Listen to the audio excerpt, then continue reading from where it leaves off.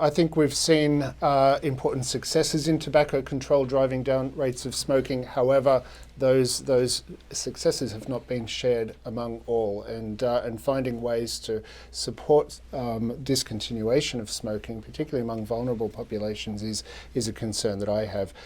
Finding ways to deliver clean nicotine through a properly regulated, properly communicated in terms of the health risks, innovative device, I think, may be critical in helping us to achieve those outcomes, but we want to do it in a way that does not increase interest, demand for, or use of these products among young people.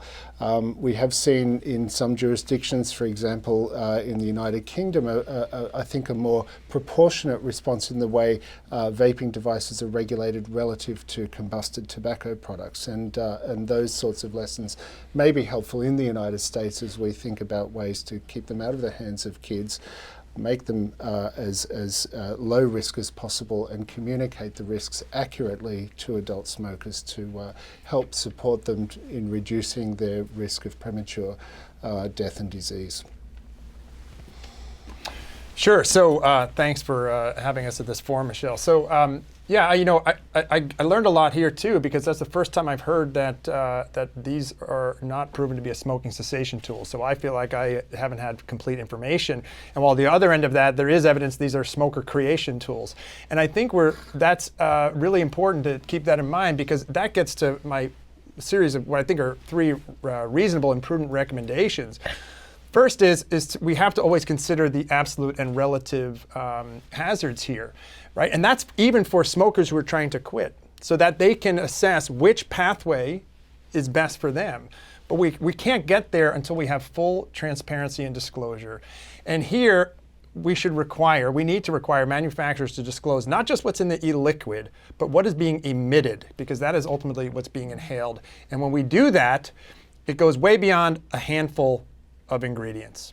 And the last thing I'd say is maybe the most disturbing thing to me here is the knowledge, and having seen this firsthand, that the protections, the effort that we go to protect workers from inhaling these flavoring chemicals, and giving warnings, and this is from the industry itself, that it seems reasonable, at a minimum, we should be giving those same warnings to users of e-cigarettes who are following that same pathway of inhaling heated flavoring chemicals. Howard, some thoughts?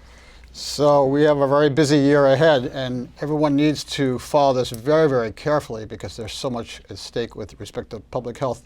But I think my overall comment is, as there's more attention to regulating e-cigarettes at the federal, state, and local level, everybody should keep in mind, how does this relate back to combustible tobacco products?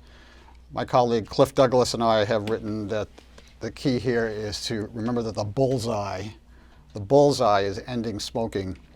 And if we keep that broad perspective, we know that our overall goals are to protect kids, reverse this current epidemic for them, keep them tobacco-free and substance-free, help smokers, help them to quit, and reduce harm as much as possible for them going forward, and then try to denormalize this epidemic that's robbed so many people of good health for far too long. Karen, will you wrap us up? Sure. We've heard a lot today, and I think hopefully the audience has gotten a pretty good understanding of what some of the efforts have been and what's been going on. I think from the perspective of the CDC, we recognize that we must be more proactive in tracking any new tobacco products as they appear, understanding how they are affecting the population, and in particular young populations, so that we can mitigate the risks effectively. We've got to be using new technology, because that's how we communicate now with adolescents. And I think that the strategies that have been mentioned today in terms of what is available as FDA-approved cessation, what could potentially be available for young people in particular, and all of the comments with regard to how best to think through the contents of this incredibly varied market is going to be very important going forward.